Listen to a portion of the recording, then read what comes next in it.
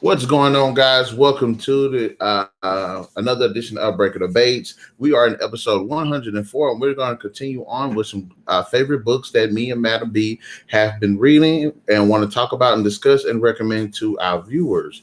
Now, in the first video we just did in episode 103, we went out and did six books, and in this one we're going to do another six. We really hadn't established the rules for this, but I did include graphic novels. Graphic novels, maybe not comic books. I don't know about that. Maybe I don't know about manga, but as for now, just gonna be books and graphic novels. I don't care. Anyways, well, I guess without further ado, let's go ahead and jump into the video. So, Madam B, did you want to start first, or you want me to start? I guess I'll go ahead and get it over with. My first book is See No Evil. Who the author? Patricia Wallace. Okay. This book kind of throwed me a little bit. I did understand it, but the way in the middle and then some of how it ended kind of throwed me. There's two kids. They're both blind. Okay, Karen Dearborn and Todd Reynolds. They are not related. Karen, she's, I wouldn't say she comes from a wealthy family, but she comes from a family that could afford, the cornea operation that she needed to have. Todd didn't. He actually was on the run, him and his mom, from somewhere. They just was on the run. They just stayed in these messed up motels and basically, yeah, they were on the run. So does the book ever establish like what from? It was you don't have to tell them, but a little bit. Okay. Just a little bit. Karen's dad and their stepmom, her name is Lisa. She don't like Karen. Lisa does not like Karen. She thinks she's like just a bother. So they want to get her the operation. Now, the evil in this part is there's this girl. Her name is Anna Lee.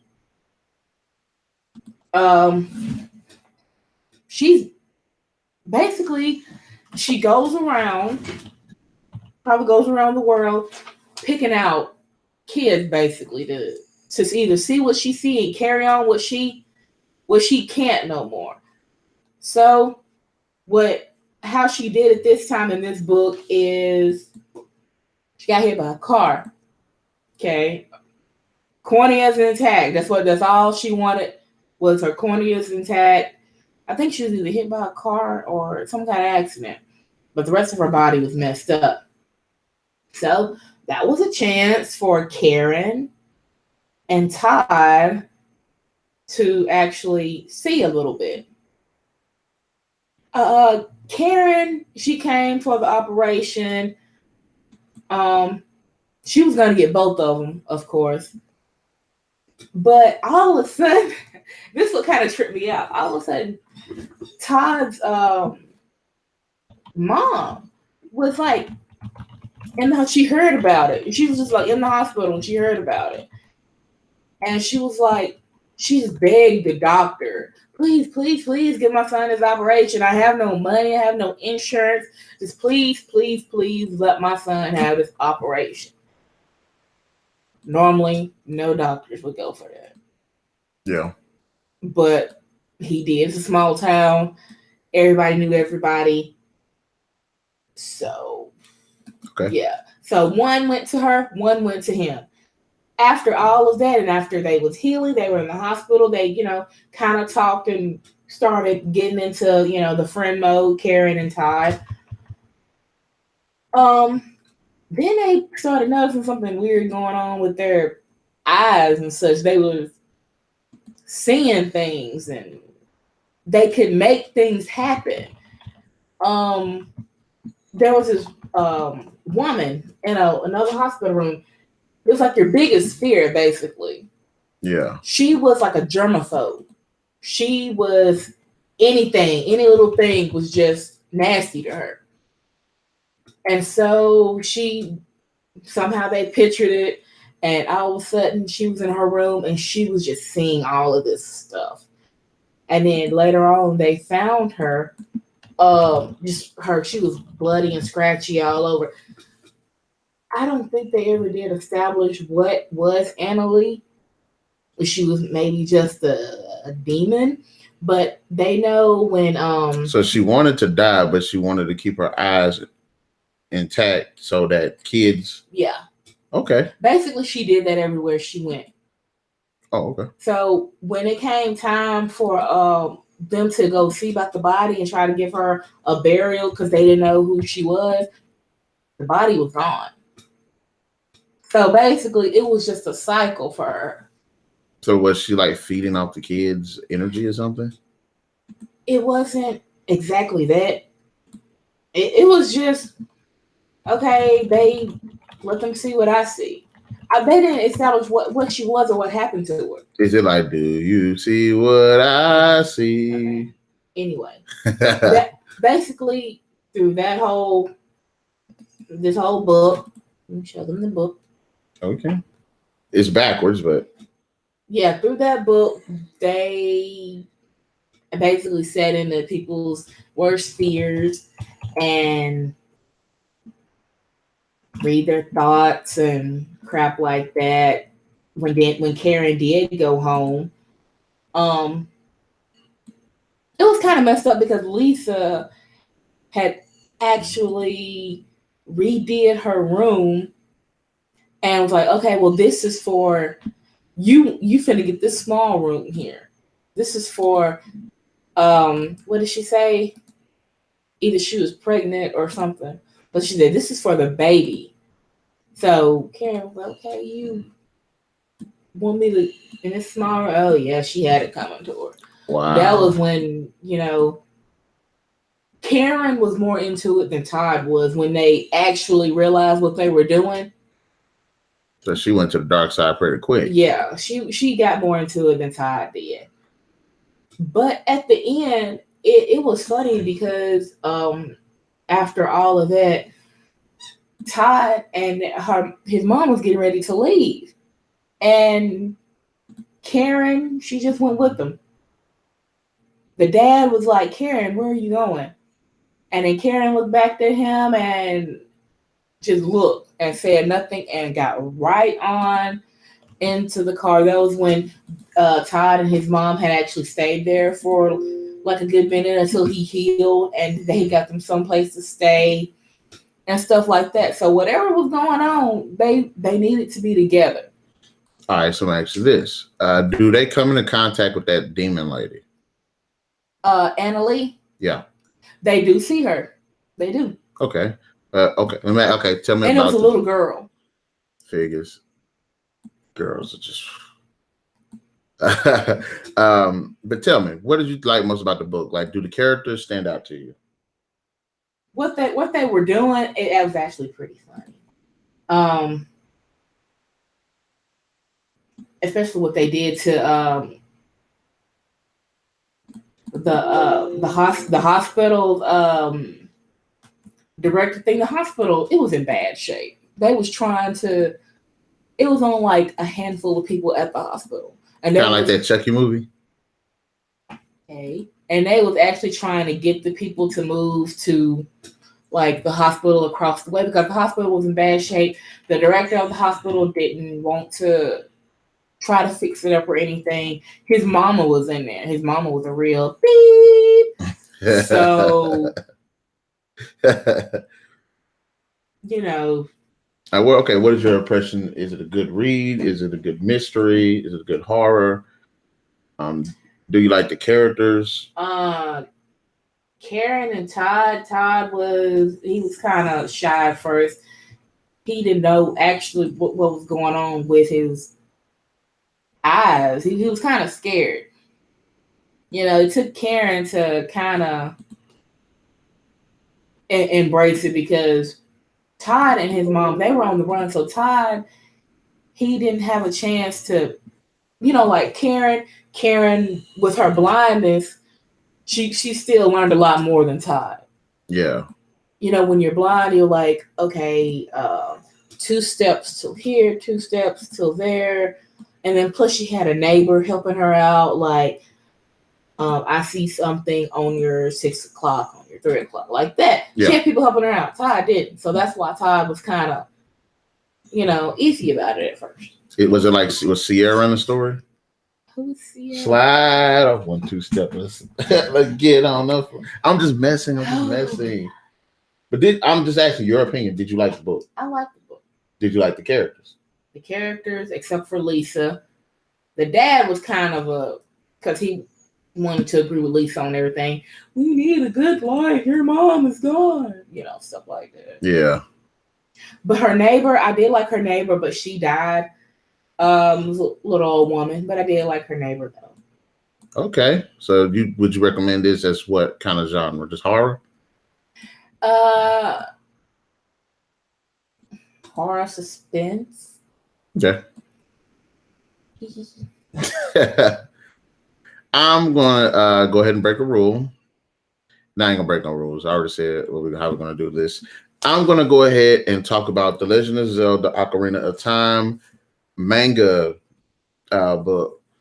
Ocarina of Time, the game, is one of my favorite all-time video games, and I was surprised to see that they actually had a manga adaptation to it. And of course, it follows the same premise of the game. You're Link. You're in this village of kids. You end up going up to find out you're the savior, and you go on this this great quest to stop Ganondorf, who is taking over the land and wants the Triforce so he can rule the world. Okay, the manga pretty much follows that same concept. There are some new elements to it, which I really would say are just fantastic and should be added to the game. But there are some things about the story that I don't like either. First, I will say the presentation and art style are actually pretty good. It has the anime feel, but it does feel true to the game in many aspects, the game design, to the characters and stuff in many aspects. It had a pretty good pacing. Yes, it's a really thick manga, but it does a good job of keeping the flow of the story going really well. This was from back to front? I think it is. Yeah, back to front. She don't like the back to front. It can be a little confusing at times. You're not used to it, like me. But it's actually a really good read. The characterization for Link is actually really good, and I like the fact that he has personality in this. Because in the games, he doesn't say anything, he doesn't do anything, he has absolutely nothing to his character. But in this, he actually has a bit of character. A lot of the characters that are in here actually have really prominent roles. They actually feel like they are a part of the story and not just not in the story, not doing anything. I like that. But there are some moments where you do feel like the character could have did a bit more. But like I said, I will elaborate a little bit on it.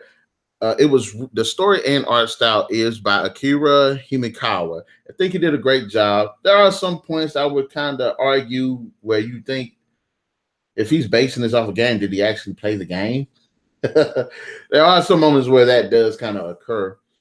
But I mean, well, you don't want the book like the game, do you? To some aspects, yes. To some aspects, no. In the game, and like this would be one of them. In the game, you're Link, and you're on this quest, but you're by yourself the entire time. Mm-hmm. In the game world, it makes sense. But when you're reading this, Link's in this entire land of people, he's the only one on this quest. And it's like, that doesn't make any sense. Like I didn't like that part. That's one of the changes I wish they could have. They wish that they would have done. I mean, yes, there are 1 or 2 characters that do accompany him to various places, which I did like that, because it's like, okay, yeah, they should do that. You're in a land that's being abused by this emperor, and his people are wanting to rise up. So he goes on the quest to try to, what? To defeat Ganondorf. To help the people. And the thing about it is, like, the people don't help him. So nobody else thought of that. Is that what you're saying? I'm not saying that they don't think about it. It's like when you're watching The Lord of the Rings, there's a band of heroes together. Mm-hmm. And as they go to different places, those places are like, yes, we'll help you. Oh, so you saying it just shouldn't have been him? A lot of people should have been wanting to actually do it to get out of that situation. Or at least they could have been like, okay, well, we're going to attack this to distract the army of bad guys and allow you time to slip in. Some stuff like that. Those are like some of the major plot holes. I do like the fact that in here he does train to use the sword, the master sword. I thought that was really good. And like I said, some of the aspects where he is helped or aided by other characters, it's great to see him do that. But there also, again, are some plot holes with that. One of them being he's fighting a ghost. He can't beat the ghost because it's a ghost. Right, like Ghost Shark. Yeah, another character comes in with this the bow and arrow, but except the arrows are magically enhanced with light energy, which hurts dark energy, which is the ghost. Mm-hmm. So instead of the character coming in and shooting the ghost himself, he throws the bow and arrow to Link. And it's like, why you just didn't shoot the bow and hit the guy yourself and let Link finish him off with the sword? That does happen. And like I said, I like the fact that they are kind of paying homage to the source material, in which Link is the one who gets that stuff and beats the bad guys. But they could have did it a better way if they're going to have another character there. But I will say, like I said, it's great to actually read this. It really is. Especially with all the new stuff. They even add little side stories to help give depth to the world. There are new characters. There are as even a point where some new species in the game. And again, in the book. And it's just great. It's just a great read all around. I really appreciated what they did with it. Like I said, there are a couple of plot holes, but not everything is perfect. They did a great job with it. Mm-hmm. All right. I'm going to go ahead and let you take over. Okay. This book is by Zane. When I say Zane, many of you will think sex. Basically, that's what Zane writes. She writes good ass books. But I'm just saying sex. Anyway. But this is a Zane Presents book. This is a novel by Shakira Rashan. It is called The Awakening. It is actually a series of books. This is just book one of the Nubian underworld. I'm just going to be quick about this. Don't want to turn no heads out there to be like, dang, that's how she reads. Anyway, I like in the book how they did the characters. Basically, it is, you know, how you see people in business suits and women in business suits. They're all corporate, but at night, they just strip off all that, and become basically dominatrix number 6. Oh, sorry. Basically, Ramses and Nefertiti. These are two main characters. It is based in Atlanta, African American fetish BDSM community. So these two, look at your face. These two, Ramses and Nefertiti, and say them names, you automatically think about what? The mommy. Really? That's what Ramsey. Or you want to go to Courage? Oh, okay, never mind. You automatically think about back then and in them days, who was Ramses and Nefertiti? They were the top people in this community. In this community, they're the top people. They're the ones in that when they strip off their corporate clothing and they go into their palace, these two are actually the top people. They're the top in the Nubian underworld, let's just say. Basically, it is just about that. They're getting ready to induct a new slave, submissive, as you will. Oh, yeah, I think you did tell me about this. Yes, I did. I really encouraged you to read it, but you didn't. I think I'm supposed to do it on you. But Ramses has his submissive, and Nefertiti, she has hers. So, when it becomes a problem, they don't go outside each other and be like, just like if one of Ramses' submissives go to Nefertiti and says, "Can I have this?" or "Can I want this?" she will slap that. She will slap her and like, "How dare you?" And then Ramses will actually get his whip and beat her in front of the other submissives. I'm like, this is not what you do. It goes on there. You don't disrespect the king and the queen like that by going to behind each other. Exactly. So that's what kind of pulled me in. I mean, anyway.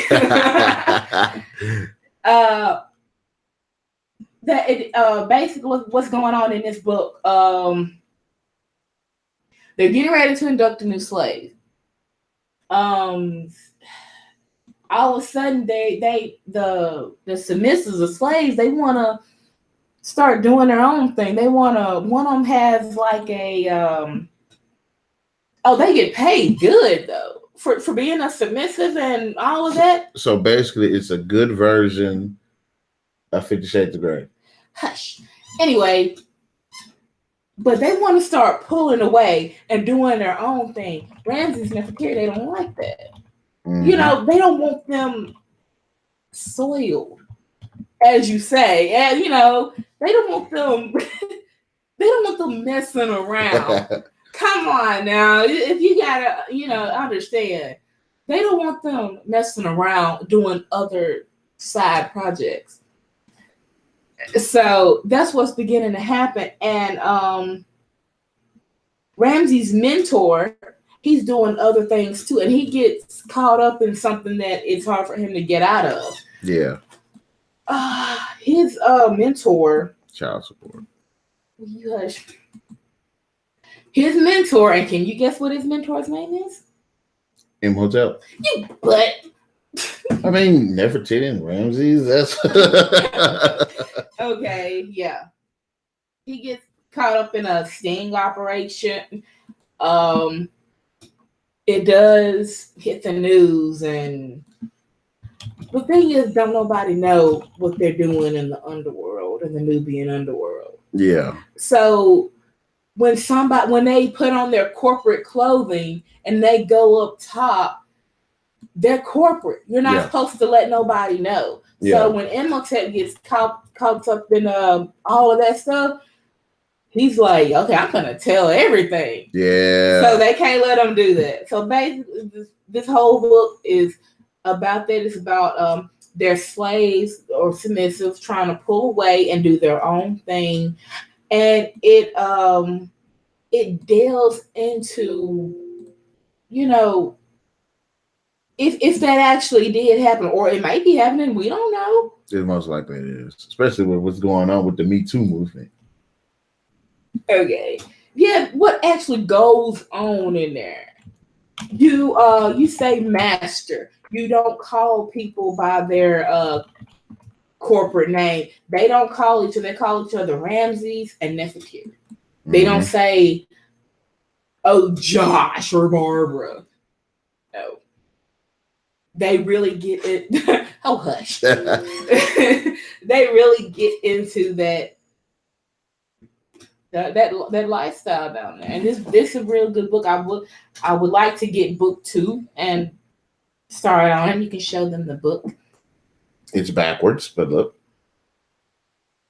This says The Awakening. Now, anyway,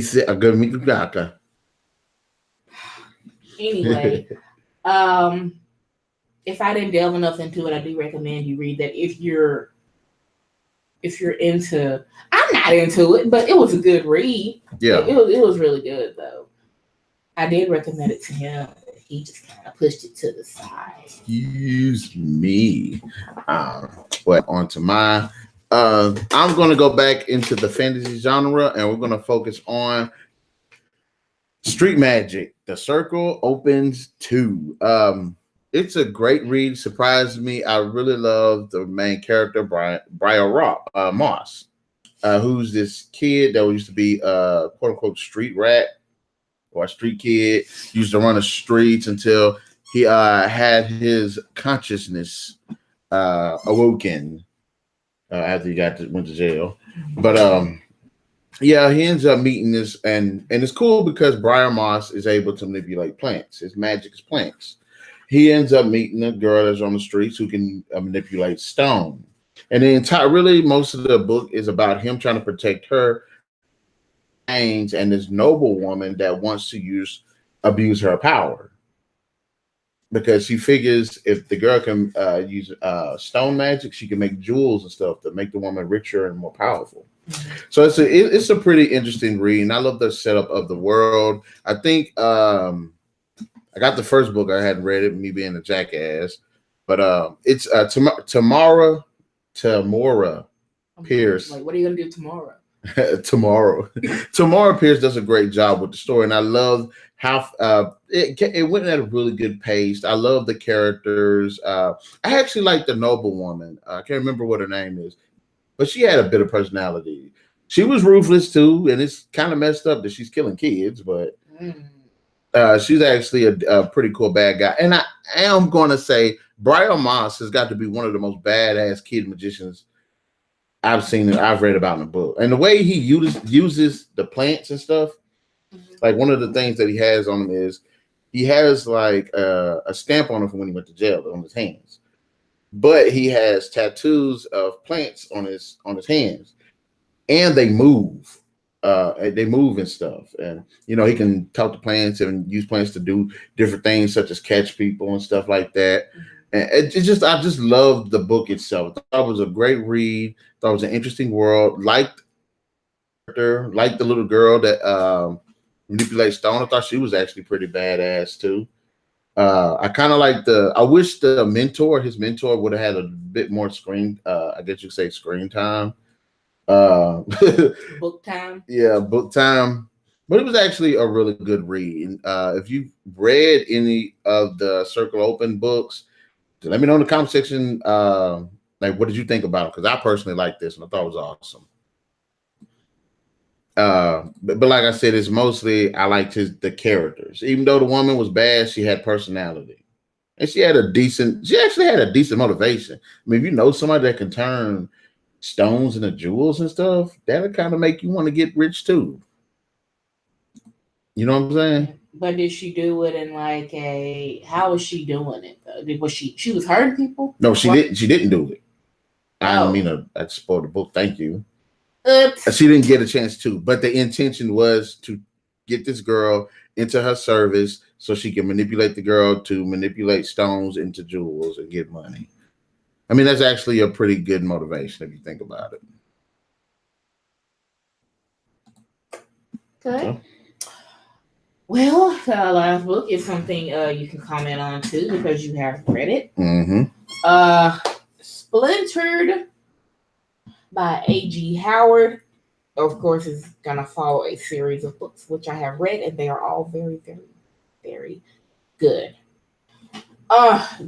This is starting the book of Alyssa Gardner. Basically, it's like a twisted version of Alice in Wonderland. Mm-hmm. And the rest of the books after, you can show them the book. Let me see if it pick up on her. Nope. Oh yeah, because it is green. That's tight though. Look at you can see through me. Yeah, but okay. The rest of the Splintered series, I'm talking about it's just dark and twisted, and It's really very good. What did you like about the book? Okay, me and her both read the book and we both really enjoyed it. The story is follows Alyssa, who ends up going back to Wonderland or Underland, and she has to undo the curse set upon by her ancestor to help reverse some of the things that had gone wrong in Underland. Well, no, Is it Wonderland? Yeah, it is actually. She's going back to Wonderland. Yeah, Wonderland, and she's going back to Underland. Was that the skateboard place? Yeah. Yeah. Okay. Yeah, she's going back to Wonderland to fix the mistakes the original Alice did years and years. 80 years ago? Yeah. So it's her when you see the Alice in Wonderland, the Lewis Carroll version, and you see the movie, everything that Alice did, she was not supposed to do. She actually messed things up. That's what this book is actually saying. She actually messed things up. Now it's up to Alyssa to fix everything. To fix it. And we get along for the ride is her love interest Jeb, / best friend Jeb, and also aiding her is is Morpheus, who is the smoking caterpillar. Yeah. And honestly, in terms of story, in fact, what do you think about the story? Well, this book, of course, it is continued, but this book, it was good.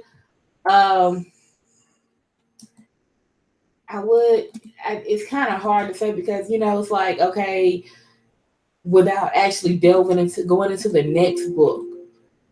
You can just say, hey, man, the story was actually pretty good. It comes off with a pretty good cliffhanger ending. One character that that they didn't really touch on too much about in the book does show up at the end. Well, show up at the end. Well, yeah. Basically what he said, but yeah, it is really good. It actually, I did watch the movie Alice in Wonderland and read the book.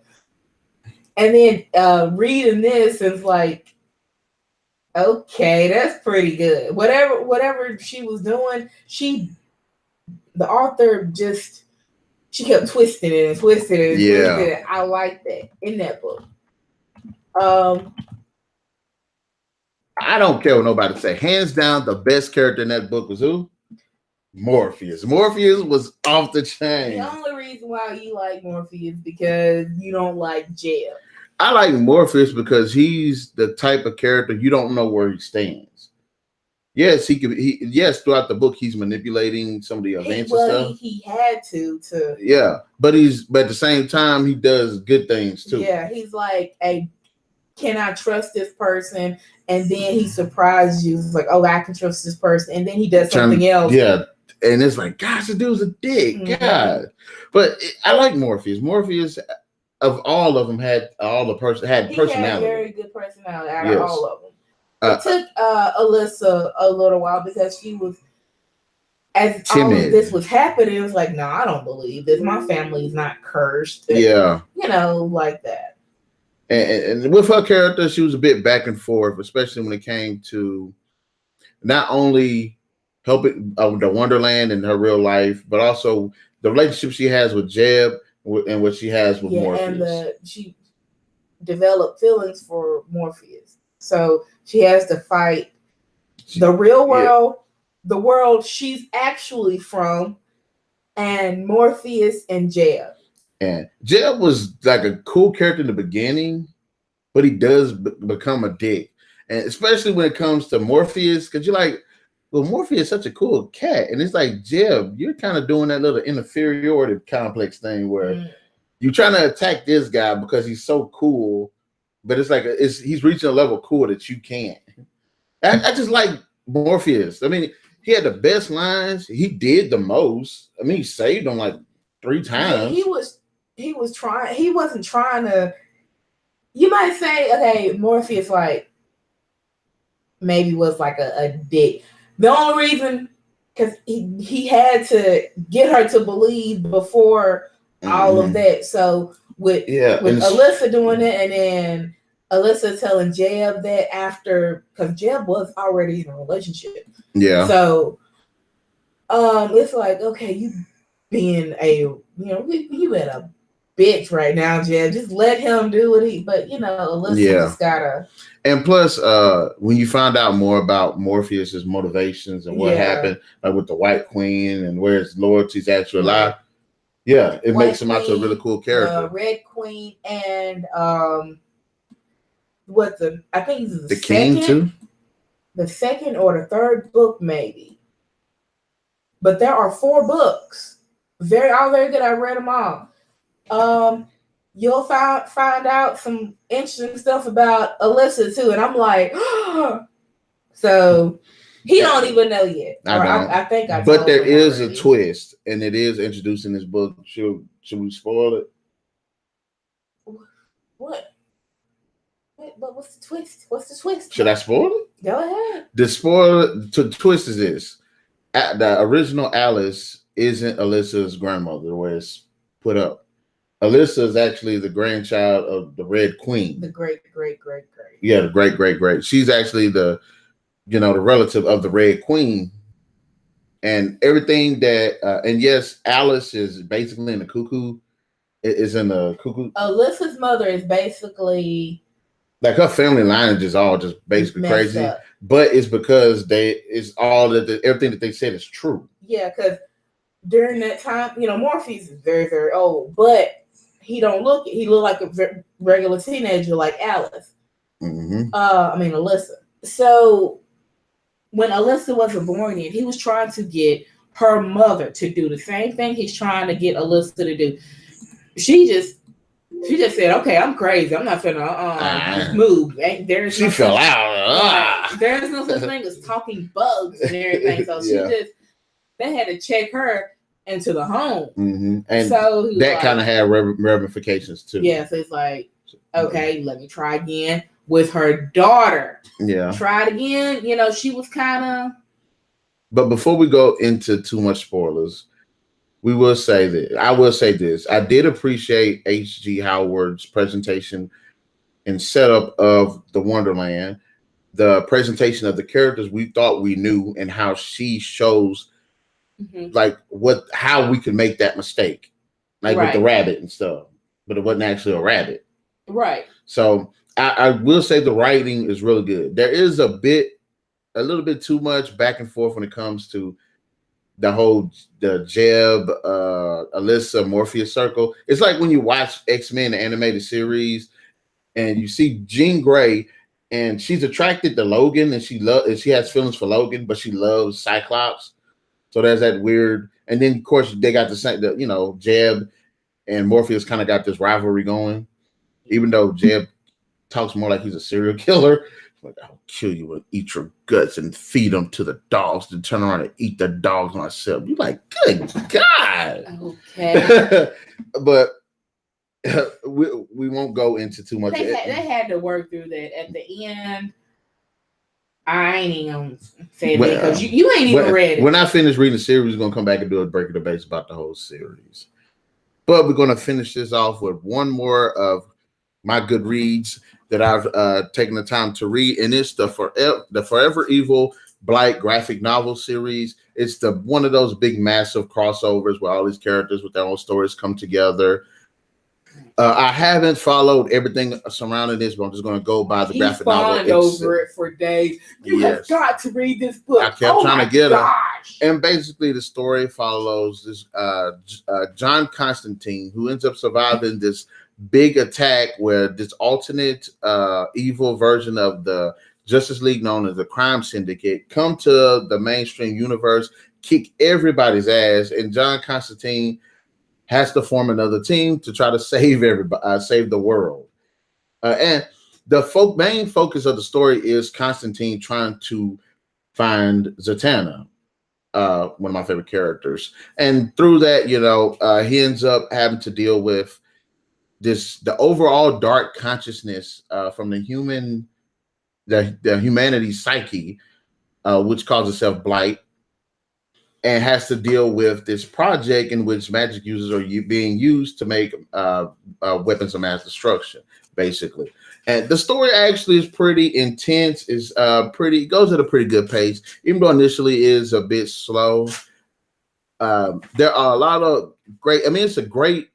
The presentation, the art style, everything just looks great. The color things just have a dark, gritty look to them. I just love the way the graphic novel itself looks, the presentation even of the cover itself, showing that the crime syndicate itself is just looming over all of them. I really love that presentation. And I said the artwork looks great. The not presentation, the transitions look really good. They're really smooth. I will say this.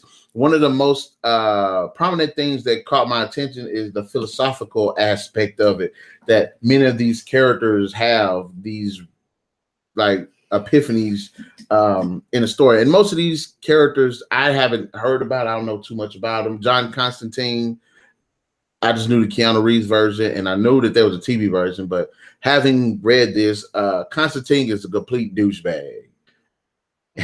Guys, he's one of those characters too, where he does a lot of good, but he would turn around and do a dick move that don't make any sense, which affects the ending. I'm not gonna lie, the ending sucked, and it was so out of left field. I don't know what the hell the writers were thinking of. But we have great characters: Nightmare Nurse, Swamp Thing. Never cared about Swamp Thing, but Swamp Thing was actually pretty good. The Phantom Stranger. Pandora, the woman that actually released Pandora's box. So those characters were actually really good, and I did like the development. Nightmare Nurse probably is the one character that she has a lot of personality. She does a lot of things, but I don't think she has those epiphanies like the other characters do.